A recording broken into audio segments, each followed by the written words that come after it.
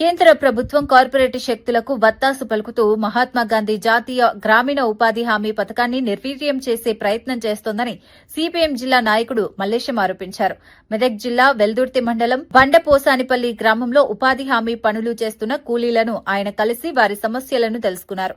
ఈ సందర్భంగా మల్లేశం మాట్లాడుతూ కేంద్ర ప్రభుత్వం తీసుకొచ్చిన నూతన విధానాల వల్ల కూలీలకు ఇబ్బందులు ఏర్పడుతున్నాయని చెప్పారు. మారడమే కాదు, ఈ పథకంలో అనేక మార్పులు తీసుకొచ్చి కూలీలను ఉపాధి హామీ పథకానికి దూరం చేసేటువంటి కుట్రలు పన్నుతున్నది. మొదటి విషయము, గతంలో 90% నిధులు కేంద్ర ప్రభుత్వం ఇస్తే 10% రాష్ట్ర ప్రభుత్వాలు ఖర్చు చేసేది. ఇప్పుడు ఆ నిబంధన మార్చి కేవలం 60% మాత్రమే కేంద్రం ఇస్తుంటుంది, 40% రాష్ట్రాలు పెట్టుకోవాలంటున్నది.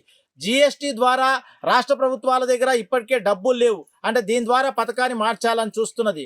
గతంలో ఈ పథకంలో ఉదయం రాగానే ఫీల్డ్ అసిస్టెంట్లు హాజరేసుకునే వాళ్ళు.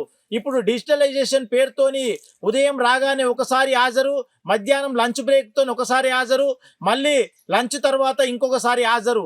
అది ఫోటోలు తీయడం ద్వారా అనేక అటవీ ప్రాంతాలలో సిగ్నల్స్ లేక ఫోటోలు వచ్చేటువంటి పరిస్థితి లేదు, వీడియోలు వచ్చేటువంటి పరిస్థితి లేదు. దాని ద్వారా ఆన్లైన్ అటెండెన్స్ రాక ఇలా కూలీలకు డబ్బులు వచ్చేటువంటి పరిస్థితి కూడా లేదు. అదే రకంగా కోతల సీజన్లో ఈ పథకాన్ని నిలుపుదల చేయాలని చెప్పి ప్రభుత్వం ఆలోచన చేస్తున్నది. ఇంతకుముందు ప్రత్యామ్నాయ పనులు ఉండేటి.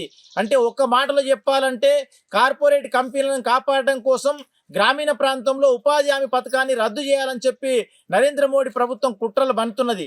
ఈ కుట్రలకు వ్యతిరేకంగా దేశవ్యాప్తంగా సిపిఎం పార్టీ ఉపాధి హామీ కూలీల్ని చైతన్యవంతం చేస్తున్నది.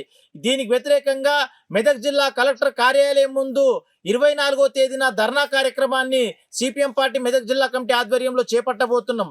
కేవలం ఉపాధి హామీ పథకం ఒకటే కాదు, ఇంకా అనేక రకాల సమస్యలు, అభివృద్ధి సమస్యలు కూడా కుంటుపడుతున్నాయి.